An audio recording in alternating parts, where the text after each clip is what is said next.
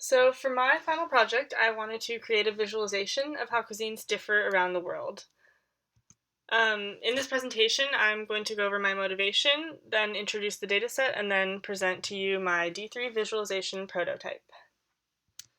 So my main motivation was an article in Scientific Reports in 2011 called Flavor Network and the Principles of Food Pairings. So this article looked at how ingredients are paired together in different regions of the world, and more specifically, the kinds of tastes that result from these pairings. So this was the visualization I was really imagining in my head when I wanted to work with networks. And I'm not going to get into the specifics of this actual data set, but of course, if you're interested in this, you can always read the publication to learn more about it.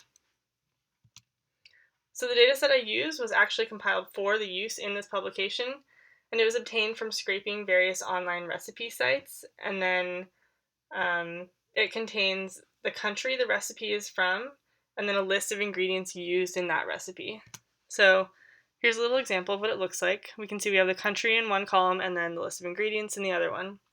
And it was actually a huge data set, but I subset it down to only contain 17 countries. So for my visualization, I really wanted to portray three things. The first, because this involved geographic information, I wanted an interactive map with details on demand. And that would look a little something like this. Second, I wanted to compare popular ingredients that tended to show up in a lot of recipes together. So that would be more like a bar chart where we can get an idea of the popularity of certain ingredient pairings for each region. And then lastly, I wanted a network visualization depicting how ingredients exist in recipes together. And that would look a little something like this.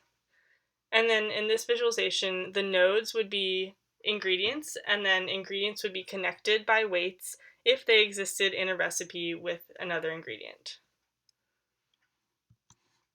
So let's take a look at the actual thing. So here we have first just one page, and this is the map. And then when we hover over a country, we can see the country name. But the countries in black are the ones I have information for. So there are 17 of them.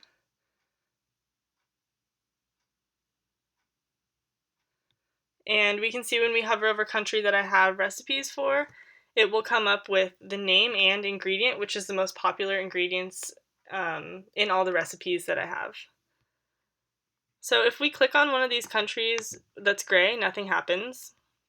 But if we clicked on one that's highlighted, let's do Austria,